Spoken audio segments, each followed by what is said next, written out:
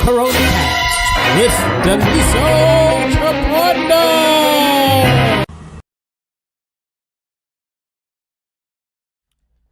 Hello, and welcome to the Corona Cast comedy show here with me, Daliso Chaponda. If this is the first time you are tuning in, this is a show where I, Daliso Chaponda, tell jokes through the ravages of COVID. This is probably around episode 200. How has it been going this long? In fact, if you want to give yourself a little good laugh, go find Corona Cast Comedy episode 1, Fear. And you will see how optimistic I was in retrospect. But I'll be like, yeah, I'll be doing this show for the next 2 months just to keep us all laughing and to keep me sane for 2 months. Little did I know I'd be doing it all year. But anyway, enough of that. Here we are. We're at the Corona Cast Comedy Show. Today's episode is part two, but don't worry if you didn't see part 1. It's part 2 of the Comedy Alphabet.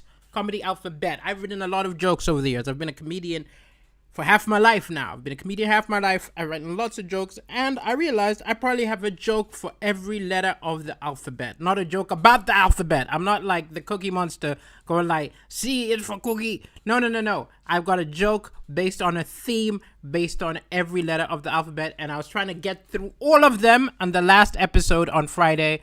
Too many letters, so I stopped at M. So we're doing N to Z, N to Z. That's what today's episode is going to be. Just a bunch of jokes. If you are enjoying the show and you want to support the show, you can do so by feeding this African, right? Do you see this African? That African? Yeah, that one. You can feed him, right? Because he's hungry, right? What you could do is you could either go down to the links below to kofi.com/Daliso Chaponda, or you can become a Patreon at patreon.com/Daliso Chaponda. You keep the lights on, you feed me, you also allow me to upgrade, right? If you go back to episode number 1, it was just a very sad looking visual. Now we've got a green screen, we've got all sorts of stuff. But let's say you don't want to feed this black man, okay? You gotta know that it's more dire than this, right? Because you might not have any sympathy for him, but this panda is starving, okay? This panda has not eaten in 3 days, and your donations will help this panda eat. So that's what we're gonna do. If you get entertained by the show, please do show some love. Okay, let's get the chat up. For some reason, I cannot see the chat. I do not know what is going on. If you have been messaging me and I have not been responding, is because currently I am clicking the chat and I am not seeing the chat. Okay, I'm going to close the window and I'm going to reopen it. In this year of COVID, everybody has to be their own technician. Okay, so hello to everybody. If you chatted to me before now, please re-comment because I didn't see any of them because the chat was down. Now I see the chat. But let's get started with the jokes. Between the jokes, I'll take a look at the chat, so do comment. Hello, Dave Arnold. I can see some of you. So we're starting with the letter N. This is Daliso Chaponda, the weird, comedic, Sesame Street kind of comedian. Do not use this alphabet to teach your children because they may be some dodgy words. So we're going to start with N. N. Nice guys get no credit, okay? I'm a nice guy, okay? I'm nice. I've been told I'm nice. I hate being nice, but I've given in. I'm nice. And why do I always object when people say I'm nice? Because nice guys get no credit, right? Can prove that nice guys get credit. Let's say 2 people are in a relationship. If any of you watching me is in a relationship, you're a nice guy. You know what I'm talking about. You have been in a relationship for a while. You go out on a night on the town without your partner. You leave her at home. While on your night out, you get approached by an attractive lady interested in doing the nasty, so to speak. But you say no thank you because you're a nice guy thinking of your partner. This is my point. Nice guys get no credit. You cannot go home and get credit. You cannot go home, kick open the door and say, do you know what I did for you tonight? Do you know what I sacrificed for you? And I think nice guys should get credit. I think every nice guy should get a loyalty card like Nando's. You bring it home, present it to your wife, get a stamp. 5 stamps, blowjob. Boom! Let's keep going to the letter O. Ladies and gentlemen, a joke based on O. Ladies and gentlemen, and hello from India to Venkatesh. Good to have you in the house. And hello, Nick from Kenya, and everybody. There's actually quite a lot of people here today, so I better be funny. Okay, here we go. And Musa is right. I would fall under the letter L for lunatic. Viva South Africa. Hope you're doing well. Musa. Okay, so O for obesity. Now, a lot of people have been worried. A lot of people have been awakened to the fact that people who are obese often have a harder time dealing with COVID if they test positive. So there's been a big move in the UK and other countries to encourage people to become less obese. The UK, some of the things they've suggested is, okay, to combat obesity, we're going to move ads for fast food until after 10 o'clock in the evening, which is really dumb. They think we're going to forget the fast food exists. No! If you really want to fight obesity, what you need to do is you need to be insidious about it, right? I suggest making everything heavier, right? Everything should be heavier. This microphone should be heavier. Tables should be heavier. Windows should be heavier. The whole world should be like a gym. I should struggle to pick everything up. And then what else can they do? Shoes. Get shoe manufacturers to sew weights into the soles of the shoes. Do not give me a choice. Turn the pavement into a treadmill. In the supermarkets, in front of all of the chocolates, put hurdles in front. Make me have to be Usain Bolt jumping over the hurdles just to get to the chocolate bar. If we really want to fight obesity, this is the only way. Hello to you, Marlene. Good to have you back in the house. And hello, Gift Madzuzo. Very good to have you in the house. Hello, everybody. Milog Malteran has said, have I ever thought of making an OnlyFans to see how many people would subscribe but keep my clothes on and just tell dirty joke? Well, I hate to tell you this, Milog. I am on OnlyFans, and it's not just dirty jokes. I'm there doing helicopters, right? I'm there doing belly dancing, right? Just because you gotta know, the internet, whatever you look like, there is somebody who that is their kink. And there are people into slightly plump, bald men, apparently. The gap in my teeth is like uber fetish. Okay, let's keep going. Hello, Cookie Monster. Hello, Sarah Hall. Let's keep going to P, where we're going to talk about prostitution. People always say some weird things about prostitution. I was having an argument with a friend of mine because I'm not a fan of prostitution. Actually, I have changed my opinion. Okay, I used to say that I'm totally against prostitution, but I actually think I'm against badly paid prostitution. Right, so when we've got sex tourists coming to Malawi, underpaying the women to have sex with them, and I feel it's very abusive. But if people are paying a lot of money, right, high class call girls, I think it's not actually the prostitution I have a problem with. I have the exploitative amount. But anyway, with that qualification, back before I had this view, I was having an argument with a friend of mine about prostitution, about how I thought it was wrong, he thought it was right, and he was like, "Look, man, look. Anyway, there's always going to be prostitution. It's the oldest profession." And I was like, I've heard this people saying this is the oldest profession many times. With what proof? I want to see the proof. Is there some cave painting I don't know about? Prostitution apparently before hunting? Before gathering? Is there some painting where there's an Australopithecus? And an archaeologist is sort of excavating and says, "Oh, I think this is a spear." And then they're like, "Oh, that's not a spear. I think there is a transaction going on between this caveman and this cavewoman. Earliest profession." And anyway, I will say this about prostitution as well, is that people also said to me that, oh, there's always going to be prostitution because men need sex. They can't always get it. Come on, people. Women need sex too. But they can get it. What women often can't get is romance, which is why I think we need romantic prostitutes for women. Women watching, wouldn't it be great if you're having a bad week, you could just walk to a bad area of town, there's a bunch of hoes in tuxedos with boxes of chocolate saying, "How was your day? I'll give you a foot massage." Anyway, prostitutes are having a hard time with the coronavirus. I mean, at least I can do Zoom shows. You cannot do Zoom prostitution. I've done drive-in shows. You cannot hop on someone's bonnet and start grinding. So after COVID is over, please remember how hard it's been. Do a good deed. Take home a prostitute. Your wife will understand.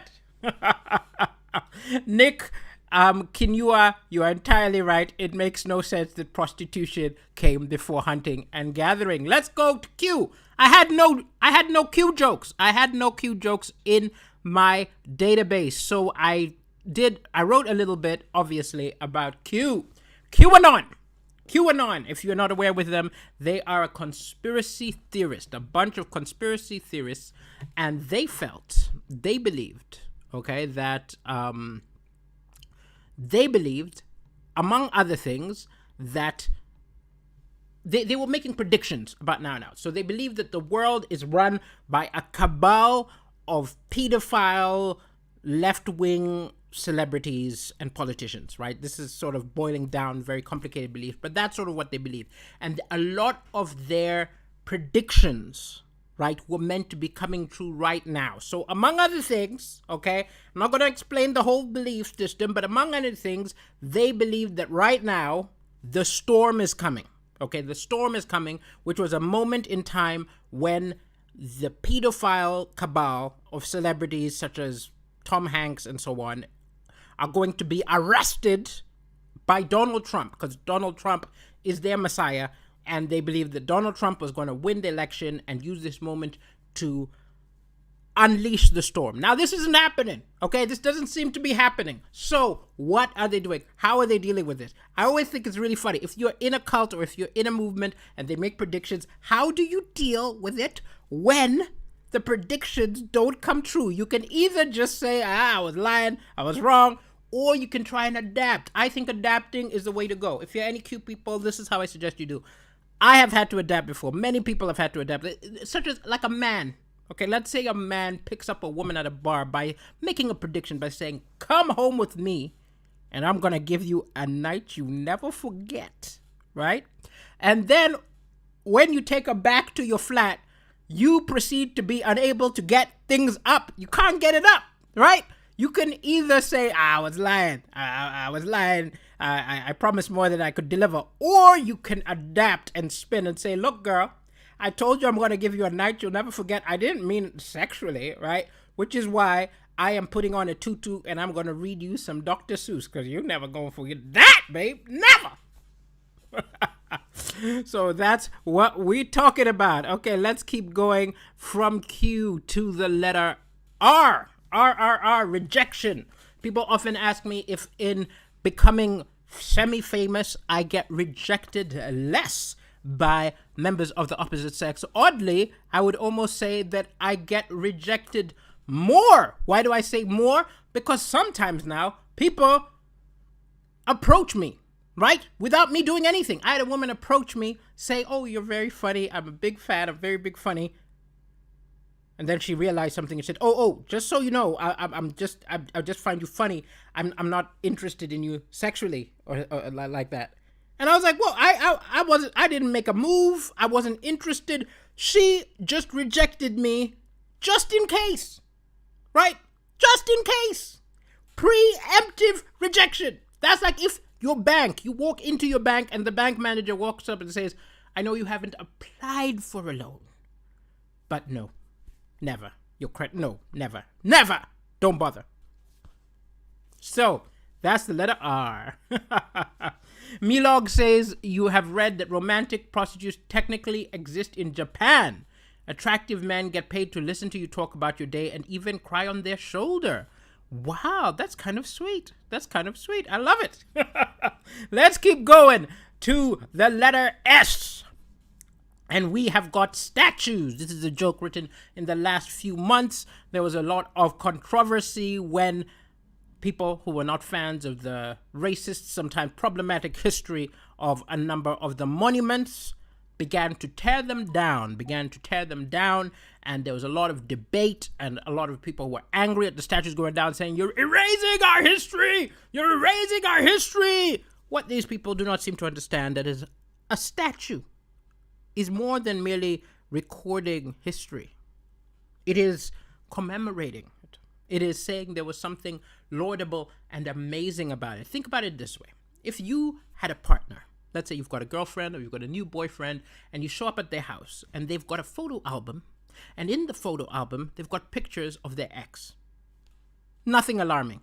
But if you walk into your new boyfriend's apartment and they've got a statue commemorating their ex, you might just be like, yo, girl, this statue has got to go or I'm going to go. Or if you're more sensible, that statue might be the moment where you just say, I forgot. I have a meeting. I have a meeting with my my support group. Bye.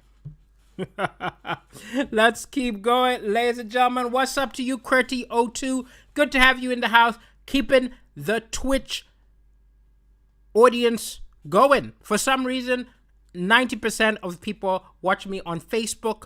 Few people watch me on my Facebook personal page, and then few people on YouTube. Twitch is rarely a lot of people, but I'm hoping it's gonna grow. So thank you so much, QWERTY02, for coming and watching me on Twitch. Okay. We're on T, letter T, T's in the house, okay? So, some people who admire certain populist people, such as Trump, not necessarily just Trump, they admire people like Nigel Farage. You'll also often hear them saying, you know why I would like them? You know why I would like them? Because they tell it like it is. Man, they tell it like it is. I always find it odd that when people talk about how they admire someone because they tell it like it is, they say what we're all afraid to say, but we're all thinking.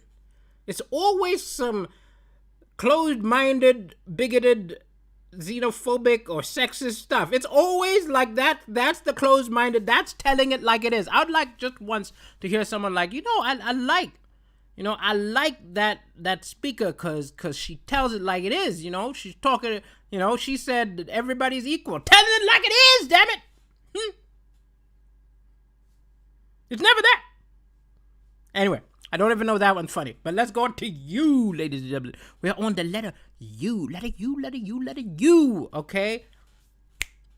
We're going to talk about uncertainty, uncertain professions during COVID. COVID has been a time a lot of people who thought they had certainty in their profession, such as me, such as a comedian. I was like, I've got a big fan base now. I'm touring now. Certainty, boom, I was wrong. A lot of people, no matter what your job, a lot of people are now working from home. A lot of people have realized, a lot of businesses closing down. And it means that, think about it, the most secure jobs right now, people working in warehouses, right?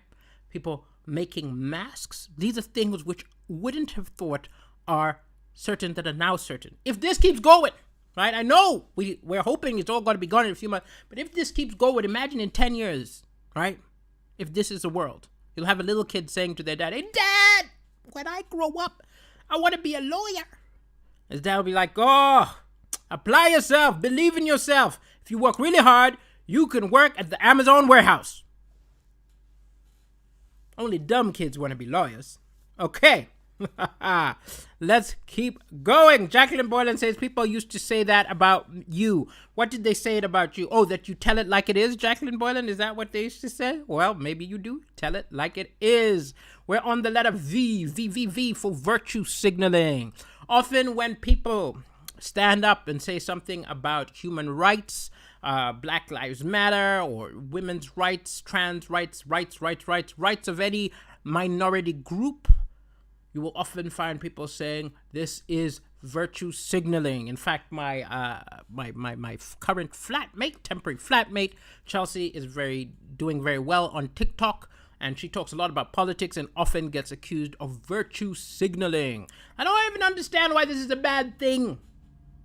Virtue's a good thing. You know what you're doing right now by saying, hey, stop talking about equality? You are asshole signaling. And if I was going to signal anything, I'm going to signal virtue. Let's keep going to W. I've got to talk about white people's hair, man. I dated a white woman. I've dated a few in my life, but the first time I dated a white woman, I wasn't ready for the hair. Got everywhere. She'd take a shower, she'd clog the drain. She'd lie down on the bed, she'd leave like loads of evidence she'd been there. Her hair got everywhere, got in my beard. I'd be pouring it out of my beard.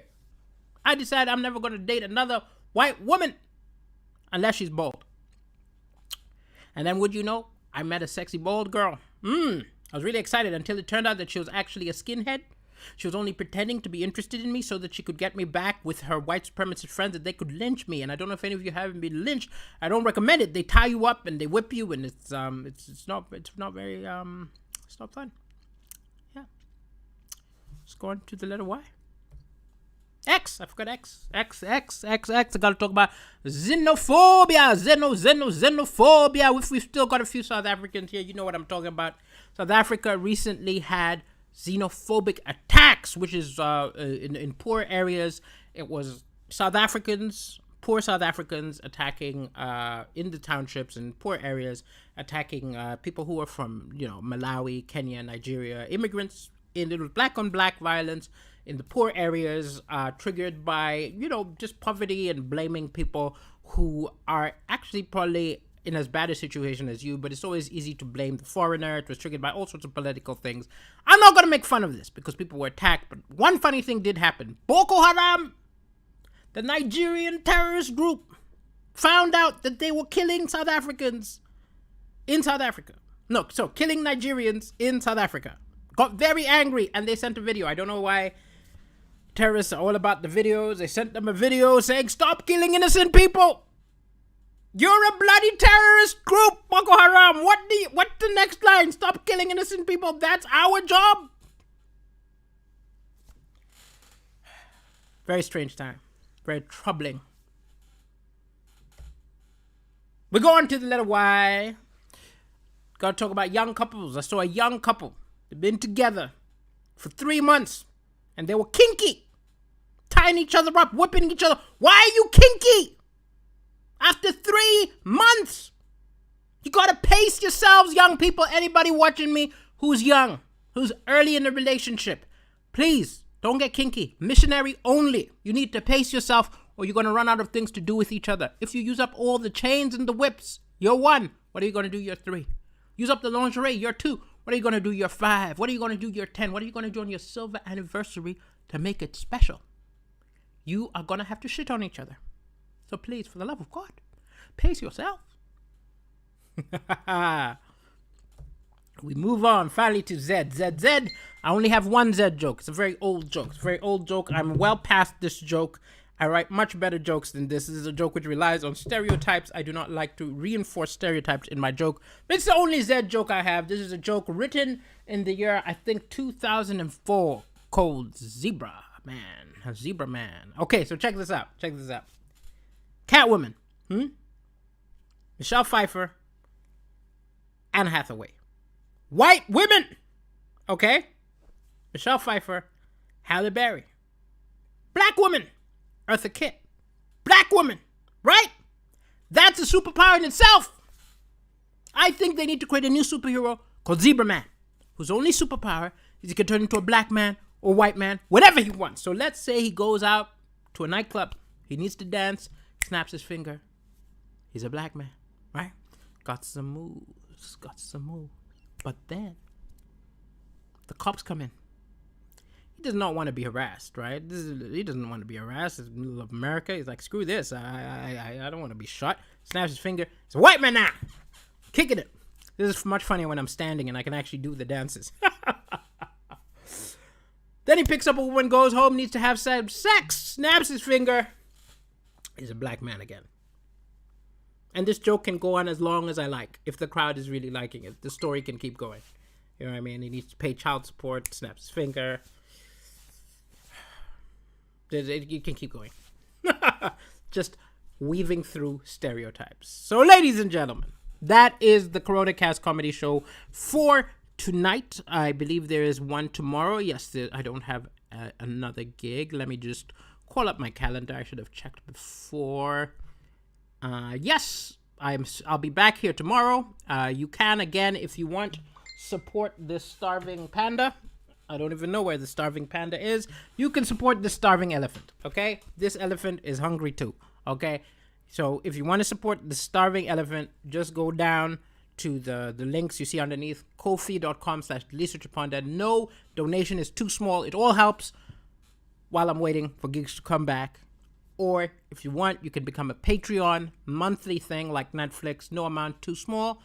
Patreon.com/DeliSearcherPanda. And do not worry, when my career returns, when gigs are back, I will not keep taking your money. You won't need to remember to turn it off. I will end the Patreon. So thank you so much, ladies and gentlemen. While I still need it, please feed this elephant. Have a wonderful, wonderful, wonderful